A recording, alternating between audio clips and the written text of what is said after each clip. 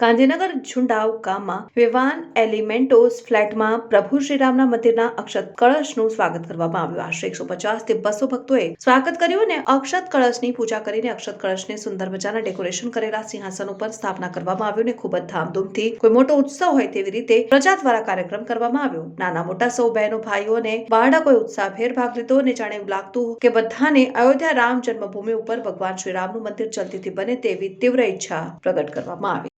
મારું નામ હર્ષદભાઈ મિસ્ત્રી છે અને આજનું જે આયોજન કર્યું છે એના ભાગરૂપે તમે અહીંયા મતલબ શું રાખેલું છે? આ અમારે અહીંયા ઝુંડાલની અંદર વિવાન એલિમેન્ટોસ નામની સ્કીમ છે અને અમારા આ બિલ્ડર છે મનોજભાઈ બાલાલા. અમને એમની ઘણી બધી સ્કીમો છે અને એમનો બી સાથ સહકાર જે સરસ અમને અહીંયા મ્યુઝિક સિસ્ટમ આપી છે.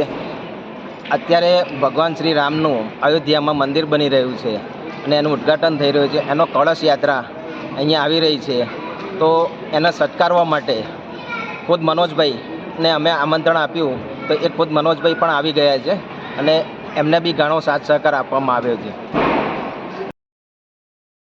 નામ જણાવો. મારું નામ કેતનભાઈ પંડ્યા. હું આ વિવાન એલિમેન્ટસનો એક મેમ્બર છું. અત્યારે અમે વિવાન એલિમેન્ટસના તમામ સભ્યો પરિવારો કળશનું સ્વાગત કરવા અહીંયા એકઠા થયા છે. સાથે અમારા બિલ્ડર મનોજભાઈ પણ ખાસ ઉપસ્થિત રહ્યા છે અને એનું સ્વાગત કરશે. અત્યારે કળશ હમણાં આવશે, એમની અમે અહીંયા પૂજા કરશું.